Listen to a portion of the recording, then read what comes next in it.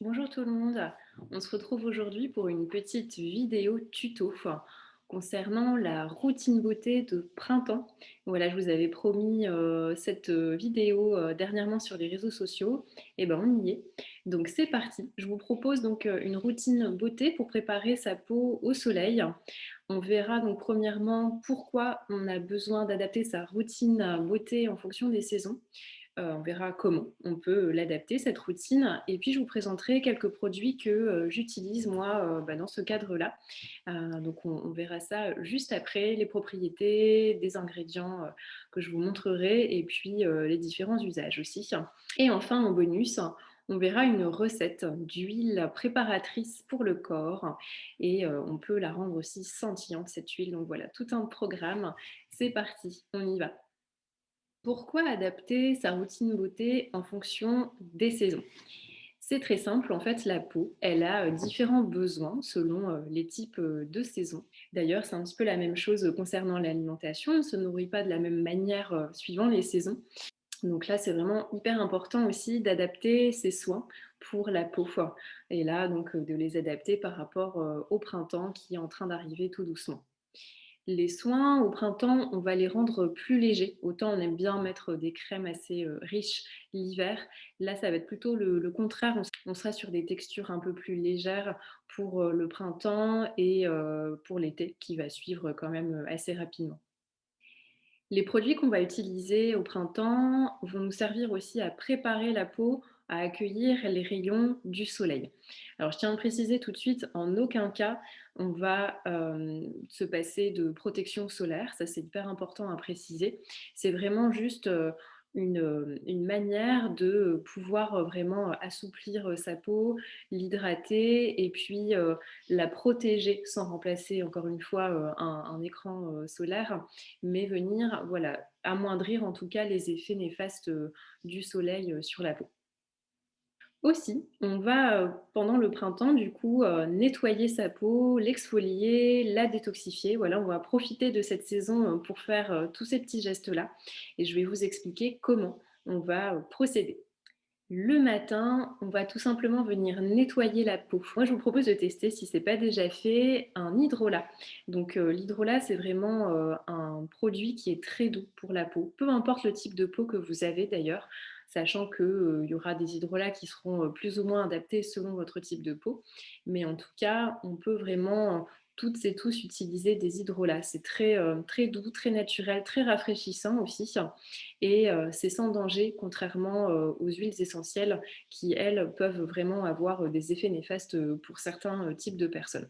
Donc, les hydrolats, ça va tonifier, ça va éliminer toutes les impuretés qu'on a accumulées la nuit, en fait, sur la peau. Donc là, on va parler de la peau du visage essentiellement. Et donc, ces hydrolats se présentent sous cette forme-là. Voilà, en général, ils sont conditionnés dans des emballages, donc soit métalliques, soit en verre, soit en plastique, mais plutôt opaques, puisque c'est très fragile à la lumière, très fragile à la chaleur. Une fois ouverts, moi je les mets au frigo, en fait, pour les garder bien au frais et en plus à l'abri de la lumière, au cas où vous n'aurez pas un emballage opaque. Les hydrolats, donc il y en a vraiment plein de sortes différentes. Moi, je vous ai sélectionné l'hydrolat de rose de Damas, en fait. Donc ici, vous voyez, c'est la marque Bioflore qui réalise de super produits bio. Et cet hydrolat de rose de Damas, en fait, il va être vraiment idéal au printemps. Il va convenir à tous les types de peau. Alors, il va venir resserrer les pores de la peau. Il va donc réguler la production de sébum de la peau. Il va aussi donner de l'éclat aux peaux fatiguées. Et puis, il va aussi purifier la peau, donc c'est assez intéressant. Surtout qu'au printemps, on a tendance à voilà, bourgeonner, si vous voyez ce que je veux dire. Donc, c'est assez intéressant d'utiliser l'hydrolat de rose de Damas. Et puis, ça calme aussi les rougeurs. C'est un hydrolat qui est très apaisant. Donc, même si vous avez un petit coup de chaleur, là, quand le soleil revient, vous pouvez donc soit vaporiser de l'hydrolat si vous mettez ça dans un petit flacon avec un spray. Sinon, moi, quand je nettoie mon visage le matin, j'utilise un carré démaquillant lavable. Donc c'est vraiment zéro déchet. J'applique voilà, quelques gouttes d'hydrolat dessus et puis je tamponne très délicatement mon visage. Donc ça c'est pour la partie nettoyage le matin avec l'hydrolat. Une fois que j'ai nettoyé mon visage le matin, je vais l'hydrater. Donc je vous disais, on va partir sur des matières un peu plus légères pour le printemps. Et moi, j'adore utiliser le gel d'aloe vera, qui est vraiment miraculeux pour plein de raisons différentes, pour le visage et le corps d'ailleurs. Le gel d'aloe vera, donc ça se présente de cette manière-là. Alors, il y a plusieurs types de gel. Je vous invite vraiment à décrypter les étiquettes et à regarder d'où provient votre gel. S'il est bio, c'est vraiment un gage normalement de qualité. Donc là, c'est encore une fois la marque Bioflore. On va prêter attention au pourcentage en fait d'aloe qui va être présent dans le gel. Donc vous voyez ici, c'est 94,90% de jus frais d'aloe. Ça, c'est hyper important d'avoir au moins 90% d'aloe vraiment frais dans un gel. Sinon, ça veut dire qu'on va rajouter plein d'autres matières ou d'autres parties de la plante qui ne seront pas forcément aussi qualitatives en fait que le gel natif d'aloe vera. Donc l'aloe vera, vous voyez, ça se conserve aussi pas très longtemps, c'est 6 mois après ouverture. Encore une fois, moi je le mets au frigo pour le conserver dans des conditions optimales. Il va avoir plein de vertus différentes pour la peau. Je vous propose donc de vous les énoncer et puis de vous expliquer comment je procède après pour m'hydrater la peau avec ce gel. Donc, c'est un gel qui va être vraiment super hydratant, sans avoir d'effet gras comme on peut avoir avec certaines crèmes par exemple. Ça va être très très vite absorbé par la peau. Ça va même laisser une pellicule protectrice. Donc, pour tout ce qui est vent, soleil, le sable, si vous allez à la mer, c'est voilà, c'est vraiment assez intéressant. Encore une fois, ça ne remplace pas une protection solaire, hein, je tiens encore une fois à le préciser. C'est bourré de vitamines, c'est bourré d'oligo-éléments aussi. Dans l'aloe vera, on va retrouver du zinc, du magnésium, du cuivre, du manganèse aussi, et puis plein de vitamines du groupe B notamment. Donc c'est vraiment un cocktail de vitamines pour votre peau. Ce gel d'aloe vera, il a aussi une propriété cicatrisante, donc c'est intéressant aussi, voilà, quand on a des petits boutons par exemple, ou quand on se fait une petite coupure, tout simplement, vous pouvez aussi appliquer du gel d'aloe vera, ça va vous soulager et puis ça va aider aussi la cicatrisation. L'aloe vera donc va apaiser votre peau si vous avez aussi des petites irritations. Il va avoir un effet tenseur, donc ça c'est chouette quand on commence à avoir la peau du visage qui se relâche un petit peu. C'est un lifting naturel si on peut dire. Et puis l'aloe vera va être aussi purifiant, donc c'est assez intéressant en cette saison. Alors, moi, quand j'hydrate ma peau avec le gel d'aloe vera, ce que j'aime bien faire, c'est rajouter quelques gouttes d'une huile végétale. Donc là, je vous ai sélectionné une huile spéciale printemps qui est l'huile d'abricot. L'huile d'abricot, la voici. Donc c'est celle-ci qui est conditionnée dans une bouteille en verre opaque, puisque encore une fois, comme l'hydrolat, c'est très fragile à la lumière, à la chaleur. Une fois la bouteille ouverte, je la place au frigo. Donc toujours la marque Bioflore que j'aime beaucoup. Et cette huile, en fait, elle est vraiment idéale au printemps. Elle va vous donner bonne mine.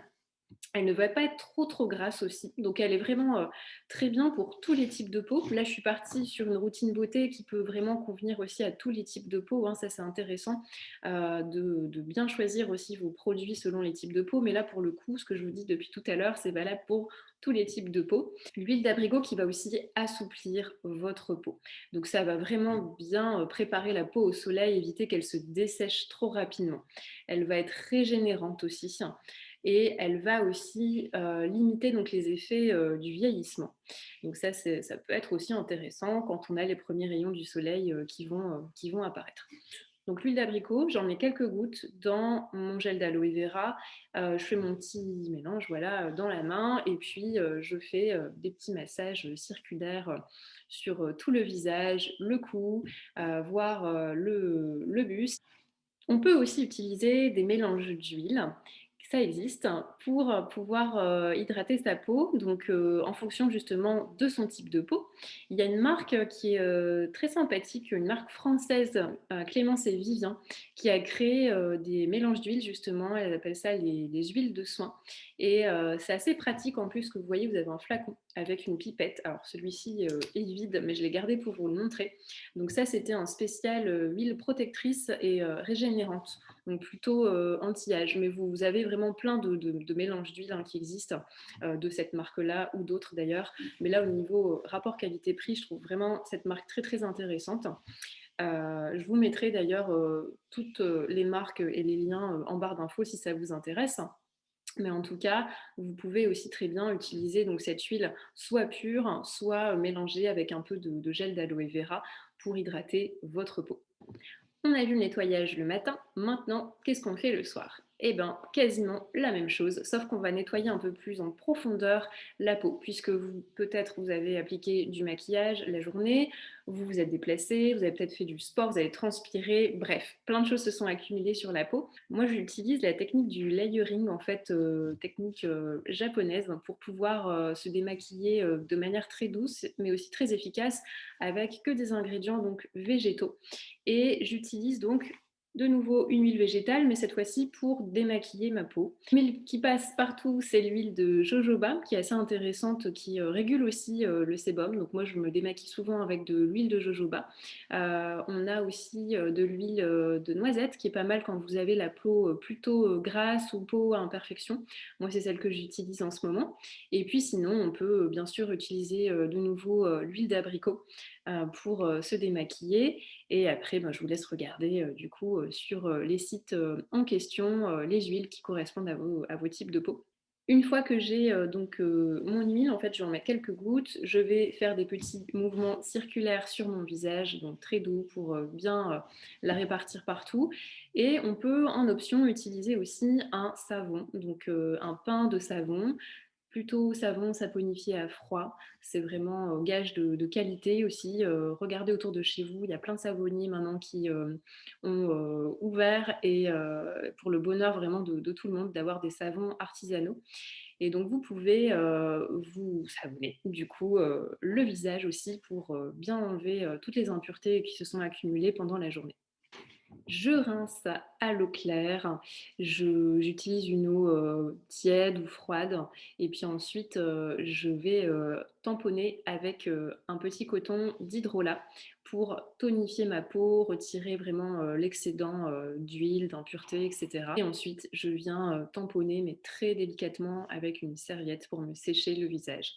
Une fois que j'ai fait ça, je peux aussi donc réhydrater ma peau par derrière en mettant de nouveau soit un mélange d'huile, soit une huile avec un petit peu de gel d'aloe vera. Une fois par semaine, on peut réaliser un gommage. Donc gommage pour le visage, j'ai découvert une super poudre d'abricot. Je vous la montre. Donc, poudre d'abricot qui, vous voyez, c'est des petits grains en fait. Donc, c'est les noyaux d'abricot qui ont été réduits en grains très très fins, qui vont donc servir de base pour gommer, enlever toutes les cellules mortes du visage. Et donc, on peut faire des gommages maison grâce à ça qui sont géniaux. La poudre de noyau d'abricot, c'est vraiment super parce qu'en fait, c'est 100% naturel et biodégradable, contrairement aux gommages du commerce qu'on peut trouver avec des microbilles de plastique qui, elles, ne sont pas du tout biodégradables malheureusement. Et puis, il n'y a pas d'intérêt du coup parce que c'est pas un principe actif naturel. Donc, aucun intérêt pour la peau et en plus ça fait des dégâts sur l'environnement. On a aussi tout intérêt à utiliser des choses naturelles comme la poudre de noyau d'abricot qui va vous redonner donc de l'éclat et qui va aussi tonifier votre peau. Donc c'est vraiment assez intéressant et puis vous verrez que vous allez aller très très loin avec ce petit flacon parce qu'on ne va pas utiliser énormément de produits à chaque application. Vous pouvez bien sûr l'utiliser pour le visage, mais aussi pour le corps. Les grains sont assez fins, donc sauf si vraiment vous avez la peau très très fragile, faites attention. Mais sinon, ça convient vraiment au visage et au corps. Au niveau des pourcentages, vous pouvez mettre entre 3 et 15% de noyaux d'abricot, de poudre de noyau d'abricot dans votre préparation. Je vous explique un petit peu comment moi je procède pour me faire un gommage pour le corps.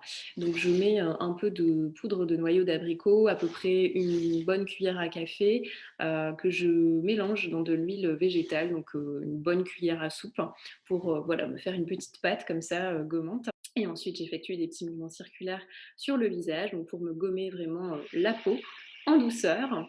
Et ensuite, je vais tout simplement rincer à l'eau claire tiède ou froide, et puis venir tamponner ma peau délicatement avec une serviette pour la sécher. Et ce qui est super important après, ça va être de bien bien hydrater la peau, parce que là on l'aura un petit peu sollicité quand même avec ce gommage. Donc on peut y aller après sur l'hydratation, soit on se fait un masque, j'en parlerai après, soit de nouveau une huile, un mélange d'huile ou du gel d'aloe vera seul ou avec une huile.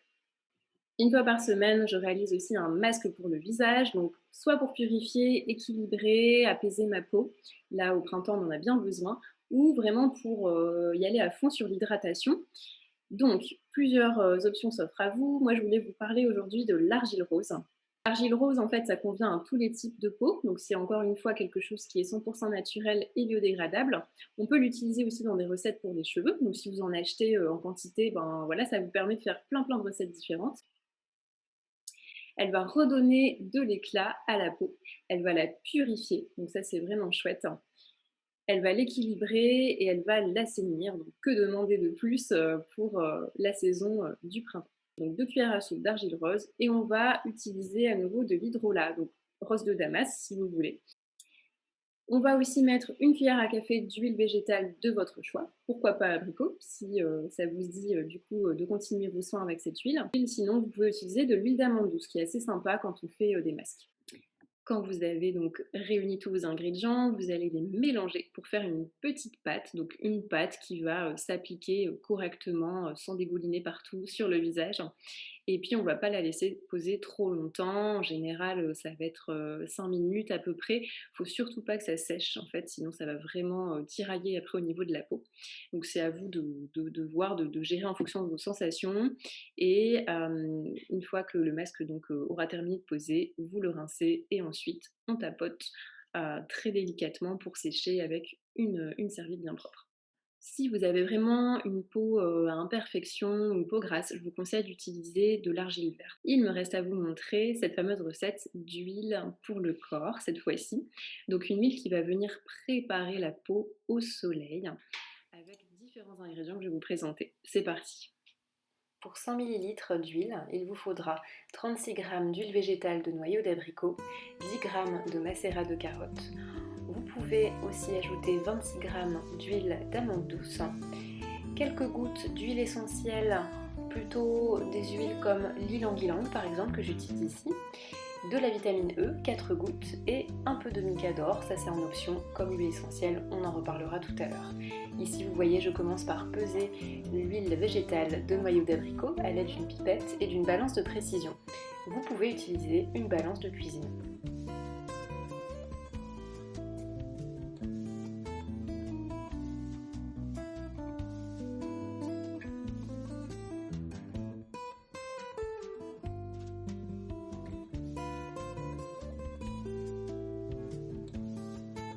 J'ajoute ensuite le macérat de carotte qui est un excellent aussi moyen pour accueillir donc les premiers rayons du soleil.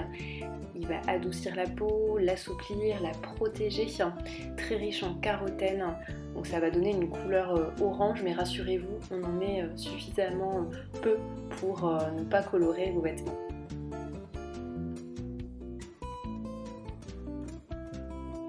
J'ajoute ensuite l'huile d'amande douce qui va également assouplir la peau mais aussi la nourrir et donc la soulager aussi par rapport au soleil.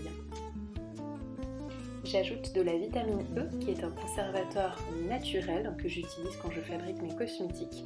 Ce n'est pas obligatoire, si vous n'en mettez pas, vous allez garder votre produit pendant environ 1 mois et sinon avec de la vitamine E vous pourrez le conserver jusqu'à 3 mois. Facultatif, j'utilise de l'huile essentielle d'ylang-ylang. Attention, les huiles essentielles sont à manipuler avec précaution. Je vous mettrai un petit mot là-dessus en barre d'informations. Ce n'est pas destiné à tout le monde. L'huile essentielle d'ylang-ylang a un effet relaxant, donc c'est génial pour cette huile.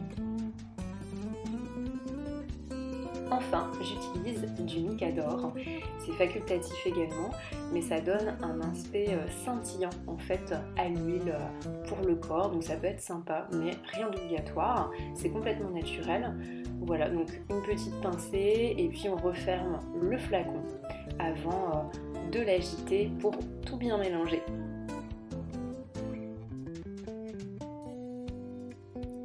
j'ai transvasé tout ça dans un flacon plus petit.